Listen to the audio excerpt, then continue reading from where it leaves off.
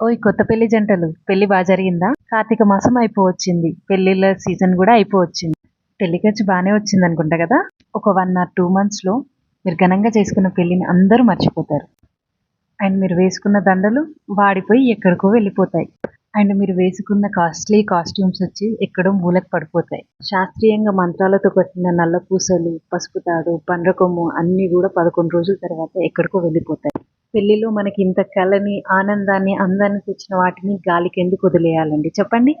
పెళ్లికి 20-30 లక్షలు ఖర్చు పెట్టిన మీరు అందులో 0.1% పెట్టి మీ పెళ్లి గుర్తుని ఇలా ఎప్పటికీ భద్రపరచుకోలేరా? సో అలా భద్రపరచడానికి నాలాంటి రెజిన్ ఆర్టిస్టులు చాలా మంది ఉన్నారండి.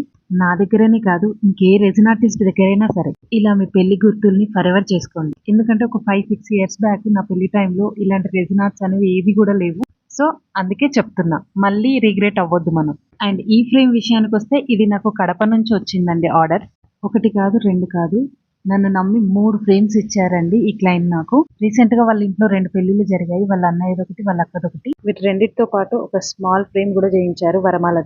ప్రియా గారు చాలా థ్యాంక్స్ అండి. ఎందుకంటే ఇది నా ఫస్ట్ వరమాల ప్రిజర్వేషన్ అండి, నా ఫ్రెండ్ది కాకుండా. నేను ముందు నార్మల్ ఫ్రేమ్స్ చేశాను కానీ వరమాల చేయలేదు. అలాంటిది నన్ను నమ్మి తను 3 ఫ్రేమ్స్ ఇచ్చింది.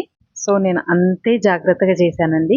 అండ్ తను ఎలాంటి రెస్ట్రిక్షన్స్ కూడా పెట్టలేదు ఇలా అలా అని. సో నన్ను నమ్మించిన తనకి ఏదో ఒకటి చేయాలి కదా, అందుకని ప్రతి వరమాలతో పాటు 1 pair బ్యాంగిల్ కూడా నేను చేసి ఇచ్చాను. అండ్ వాళ్ళ అన్నయ్య అండ్ బావకి కీ చైన్ కూడా పంపాను. అండ్ ఆర్డర్ ఇచ్చిన ప్రియ గారి కోసం కూడా ఒక కీ చైన్ అండ్ బ్యాంగిల్ పంపాను. 2 more ఫ్రేమ్స్ వీడియోస్ కూడా నెక్స్ట్ వస్తాయి. అండ్ ఫైనల్ అవుట్పుట్ ఎలా ఉందో మీరే చెప్పేసేయండి. సూపర్ కదా. అండ్ వాళ్ళకి నచ్చిందో లేదో కూడా చూసేసేయండి.